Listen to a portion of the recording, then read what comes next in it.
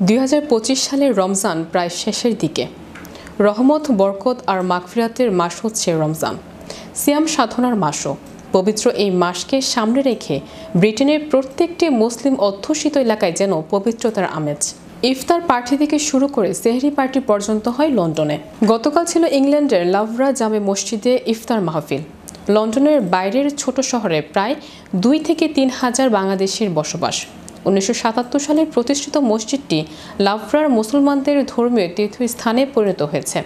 ইফতার মাহফিলে ব্রিটেনের বেড়ে ওঠা বিপুল সংখ্যক নতুন প্রজন্মের ছেলেমেয়েদের উপস্থিতি দেখে আনন্দিত হন মসজিদের চেয়ারম্যান মোহাম্মদ আবির মিয়া। আবির মিয়া চ্যানেল ইউরোপকে বলেন, এক সময় আমাদের পূর্বপুরুষরা বাংলাদেশ থেকে পরিবার লন্ডনে নিয়ে আসতে ভয় পেতেন। তারা ভাবতেন পরবর্তী প্রজন্ম ধর্মকর্ম থেকে বিচ্ছিন্ন হয়ে যাবে, কিন্তু সময়ের বিবর্তনে দেখা গেছে আমাদের ছেলেমেয়েরা ধর্মীয় সংস্কৃতিতে শুধু লালনই করছে না, তারা পালনও করছে। এজন্য তিনি লাভরার অন্যান্য ধর্মের লোকদের প্রতিও কৃতজ্ঞতা জানান ব্রিটিশ সরকারের প্রতি।